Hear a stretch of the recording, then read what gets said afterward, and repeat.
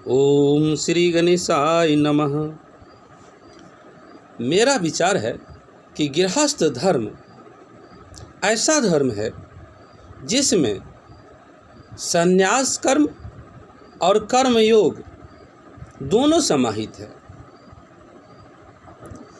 गृहस्थ कर्म करके आप अपनी अतृप्त कामना को पूर्ण करके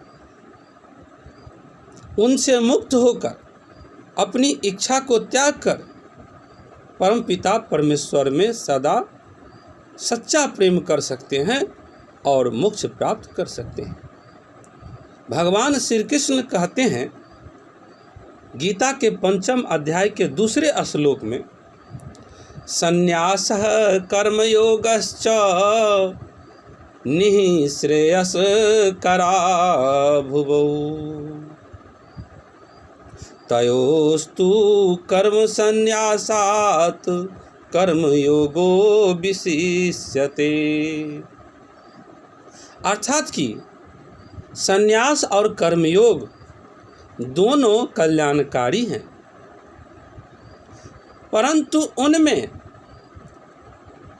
संन्यास से कर्मयोग श्रेष्ठ है। भगवान श्री कृष्ण कहते हैं कि संन्यास से कर्मयोग श्रेष्ठ है। फिर आगे 3 श्लोक में भगवान श्री कृष्ण कहते हैं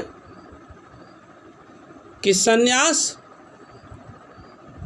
वही उत्तम होता है जो कर्मयोग के द्वारा प्राप्त किया जाता है।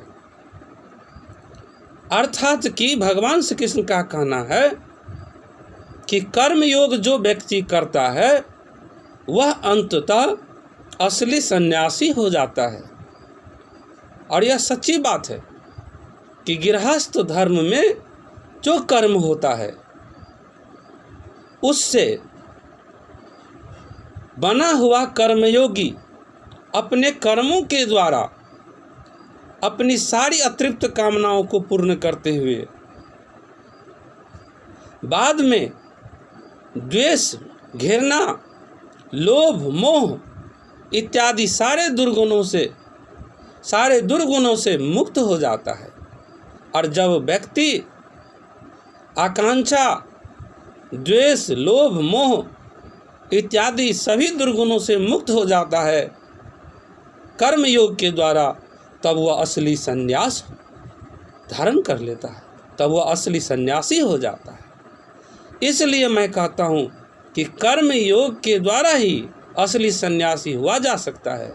अर्थात कि जब आप गृहस्थ धर्म अपनाएंगे तो कर्मयोग का एक सच्चा उदाहरण प्रस्तुत करेंगे और इस कर्मयोग से अंत में आप असली सन्यासी हो जाएंगे।